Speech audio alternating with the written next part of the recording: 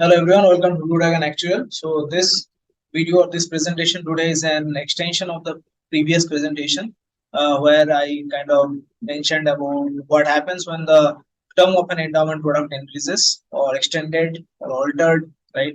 And that the answer to that, in short, without going into detail, would be that premium would kind of, and what happens to the premium of product endowment product, right? That means the premium should decrease within this term. And Chirag gave an answer. Only Chirag gave an answer, and he gave an answer that it should increase, but that was not the case. And I in that video I explained why it was it was kind of decreasing, right?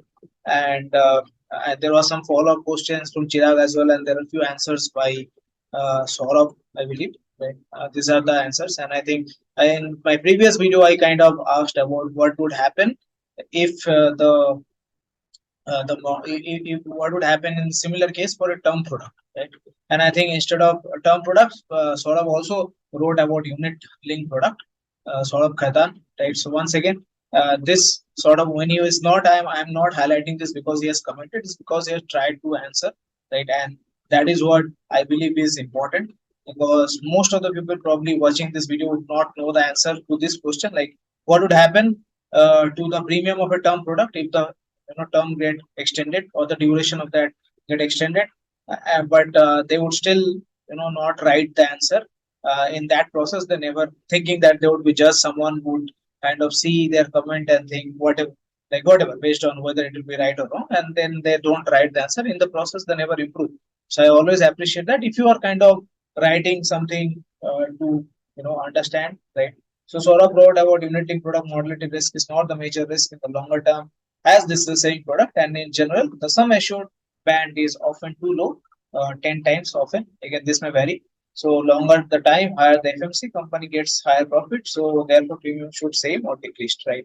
So he gave the same explanation for the endowment product, and according to term product, if the term increases for the term product, the premium should increase. If the primary risk in the term product is model risk, that is the person dies, higher the risk money payout, as this is a protection product within high short band, often 60 to 100 times. And since there is no survival in this policy, as the higher the term, higher the chance of that company. So both this answer, just to tell that the Saurabh is correct in both this answer. And although I'm not asked about unit link product, he has also mentioned about that, and he has also mentioned about the term product, which is correct. So we also will all still see the answer to the term product in detail. But I think whatever Saurabh has written is good, and his understanding of the situation is correct. So if you are maybe appearing for SP2 this time, or even going for an interview, and if this question answer is not clear for you, right?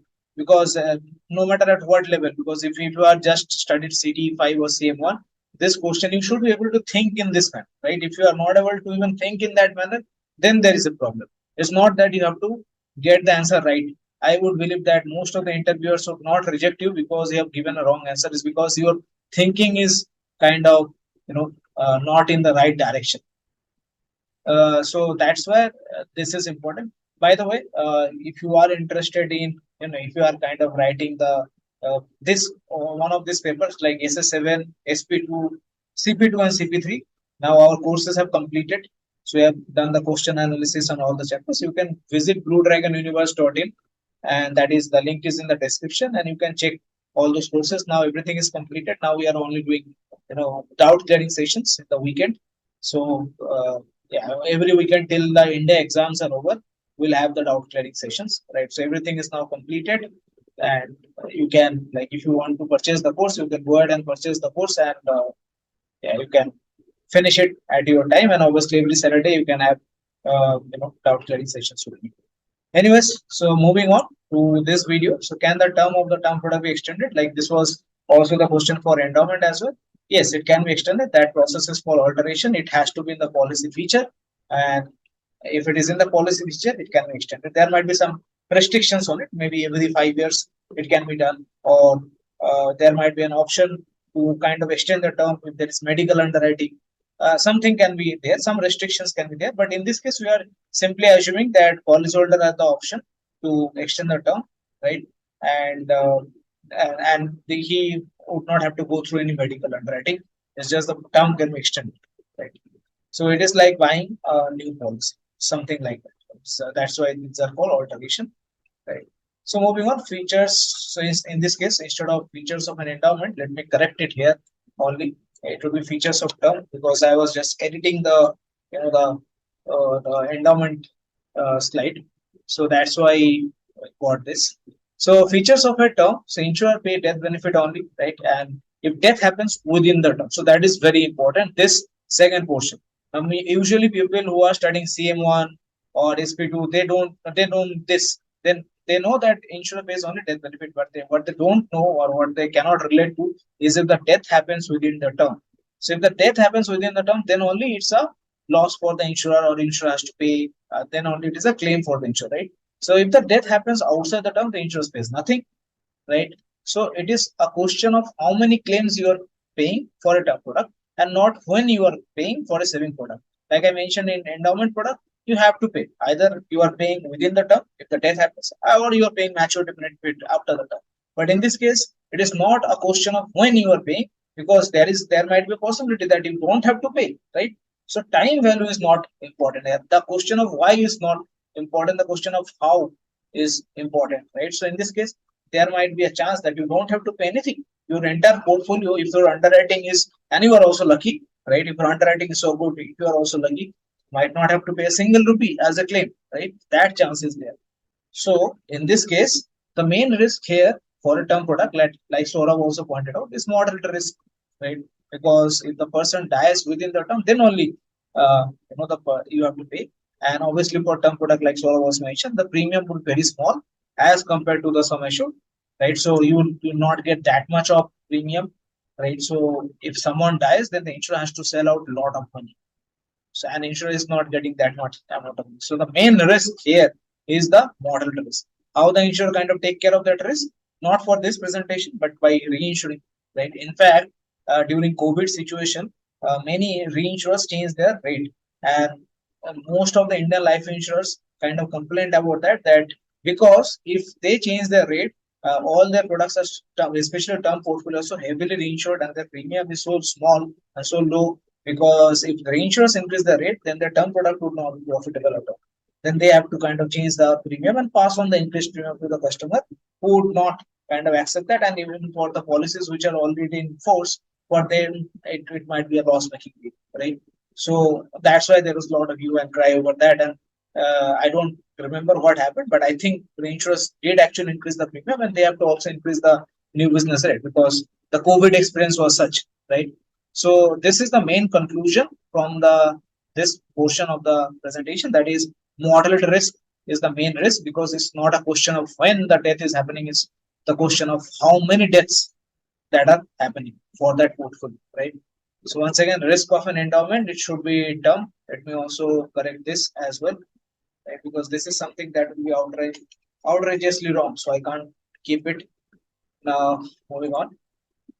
So risk of risk of a term, the main risk obviously we have discussed is moderate. That is followed by expense risk because the premium is small. Expense is a huge part of the those. Although the expense for term and endowment not vary, but as compared to the premium, if you take a proportion of the premium, expense would be huge, right? Because the premium is small, the denominator is small, right?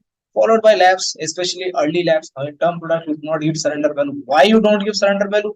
That is also I have covered in that in my previous couple of videos. There are two videos on that, so you can check that, right? And this you should very not like if you are obviously if you are preparing for SPT, if you are going to write the IFO exam next week or the week after, then this should be on your fingertips. If you can't, if you can't think of the answer just right now, then you have not done a good job of first of all understanding or being an actuary because you don't know the why of the business, and secondly, I mean, even if you pass the exam with such knowledge, that will not help you in job. So next, there will be very small investment risk because this premium is small. The amount that we are going to invest is small. The reserve would be small. That's why very small investment risk. It's almost insignificant. Right? So what happens to this risk when the term is extended? Basically, the model risk, right? If the term increases, chance of person dying within the term increases, because earlier a person may have to die within, or the insurer would be only concerned about a person if the person is dying within, say, 15 years of duration. That if that is the kind of the term of the policy or the duration of the policy. But if the term increases to another 15 years, then there is high chance that the person can die within 30 years. So the how many claims the insurer is going to pay will increase. And mind you, this is the main risk, right? This is the most important risk, for mortality risk is the most important risk. So for this risk, the insurer risk increases, right? And because of that, in this case, the product becomes more risky because of the alteration. In fact, in products which where this sort of kind of premiums are given, or this sort of options are given, the premiums should automatically be much higher than a normal product where there is option is not there. Because and especially if no medical underwriting is allowed while exercising this option, then people would, or your underwriter or your actuary will assume that policyholders will select against the insurer, because only those policyholders who are likely to die but have not died in the first initial 15 years, they would be the only person who would be kind of more inclined to opt for the extension of the term, because they know their health better and they know that they can die, right? So they are selecting against the company. That is an anti-selection going right there. So that is why the premium would be much higher. So even for the people who are healthy, that they have to pay higher payment right from the start, because otherwise, and if they are financially aware, if they understood this thing, they would have not opted for this sort of product, healthy lives, right? Because they would get much better rate product and better rate product from other insurer, where this option is not present. This option will only entice people who are likely to die in next 30 years, right? And 30 is just an example. Sometimes I also get this question, some ridiculous question. I don't understand. Like, I'm giving an example. Sometimes get this example in LinkedIn. You mentioned 30 years is every term product of 30 years. No, I'm just giving an example, right?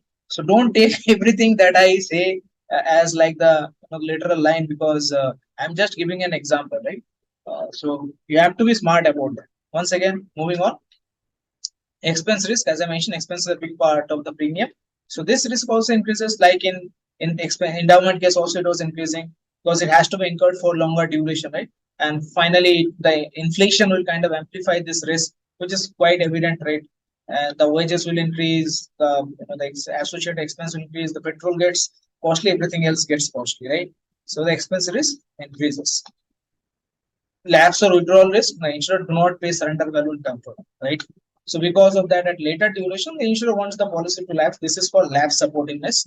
That means that if the policy lapse at a later duration, the insurer has already collected all the premium, almost all the premium, maybe two premiums or three premiums are left. And if the policy lapse in that situation, right? So the insurer would not have to pay the death benefit, because the policy has lapsed, the policy has gone out of the books, and insurer has collected most of the premium, right? So insurer is happy with that, because once again, as Saurabh mentioned, the sum assured will be much higher as compared to the premium. So if the insurance has captured whatever it is, it has to capture in terms of premium, and if it has to kind of pay the sum assured now, it will incur loss, right? So it is better that the policy lapses, and obviously the insurer do not have to pay any surrender value. So that is also favoring the insurer. So if early lapse happen, then the initial expense may not be recouped, and that is a problem for the insurer, right? Because the asset share at that point of time would be negative. But if it lapse is happening at a later duration, then that is not a problem for the insurer. That is why lapse, the profitability depends on duration, right? Now, a person opting for this option is not likely to lapse early, because that's why he is extending or she is extending, right? Otherwise, why would that person opt for early lapsing, right? So this risk actually reduces considering the behavior. Although there might be some healthy person who have opted for this option, right? And they would think that they would later understand, oh, I am healthy, I don't need this option. They can lapse, right? So this risk can also increase if early lapses happen, because there might be some misselling, something, right? And they might have kind of realized that they are in good health, so they don't need this product, so they can lapse, right? And that would in fact mean that the company would be left with again bad risk, which is once again selecting against the company, right? But chances of that happening might be lower, right? But that can also happen. The lapse risk might also lead to selective mortality, which might increase once again the mortality, right? So moving on. So investment risk, which is a very small portion because the reserve is very small, right? Term has a very small reserve as compared to saving product, and because of that, they'll be invested for longer time, obviously, because your term increases, so it will be invested for longer time. That means you have higher because of the time value of money. The same thing that I explained in endowment. This risk actually reduces because you get more time to invest. You can generate more higher return, right? And hence premium will also be discounted more. So the premium should decrease based on this risk, right? So in this case, the risk reduces for the insurer. So this investment risk is working in the same manner like it is working for endowment, but here it is not the main risk. In endowment, that was the main risk because it was not a question of when you are paying the claim. In this case, it is a question of how many claims you are paying, right? So the main risk here is mortality risk. That is significantly increasing. The expense risk, once again, increasing significantly. Lapse risk may or may not, depends on the duration, but it can also increase, right? But chances are that that might decrease for this case, for this type of policyholders, and investment risk is reduced, right? So what is the final conclusion? Like I mentioned, two risks, including the main two, that increases, and two risk decreases, right? Our mortality and expense are quite significant risk, and their increase will likely be to higher than the lapse and investment. Also, like I mentioned, the lapse risk depends on the duration, and it may be problematic for the insurer if it happens at early stage, right? Then it's a loss making deal for the insurer. And few of the healthy lives once again can kind of lapse their policy. That is once again increasing the mortality risk, which in any case is increasing because of the extension of the term. So in this case, clearly, uh, the only one insignificant risk is actually reducing, and the remaining of the risk are kind of increasing, right? So because of that, because endowment is kind of because term is kind of a mortality focused product, right? And if investment reduces, it is not impacting that much, but the remaining risk is increasing, and their increase is much more monumental as compared to the investment is reducing. So final conclusion is the premium for this product, term product, will increase. So for endowment product, when you do same change, like the term increases, the premium decreases. But for a term product, when you do extension of the term or duration of the policy, then the premium increases. Now this is the final nuances that will make you an actual, right? Why it happens like this for term and why it happens like that for endowment. The passing the paper will not, unfortunately. And you might pass the paper. However, if you pass the paper and know the answer to this why, then obviously you are doing very well, right? Then you are going to get promoted in your job and everything else. So I have told that time and again. I don't want to repeat that. Once again, if you are interested in such sort of practical knowledge mixed oriented thing, then you can check out our course. And yeah, I think that's it. Right. So thanks for watching this video. Please hit the like button if you have understood the video. I usually see that whenever I post knowledge videos, there will be only 100, views. But the moment I post something on salary, there will be 1,000 views. So once again, I'd like to mention that if you do not understand this part, if this is difficult for you, if this is boring for you, then you are not made for actually. If you are interested in actually because you are going to get higher package, then without this knowledge, you are not going to get higher package, right? So you have to focus on this part. If you don't focus on this part, the next part would not come. It's just the next part is just a byproduct of this one, right? But I know people think differently, and that's how it is, right? Not everyone can be good, because if everyone can be good, then would create that normal curve and the bell shape in the normal curve, right? Otherwise, everyone would lie in the tail, and especially the right tail. So with that, I close this video. Thanks for watching this video. If you are new to this channel, this is how we kind of blend paper concept with actual proper real life concept, and also the side topics like salary and everything, right? So see you in future videos. And thanks for watching this video. And if you're new to my channel, please consider subscribing to my channel.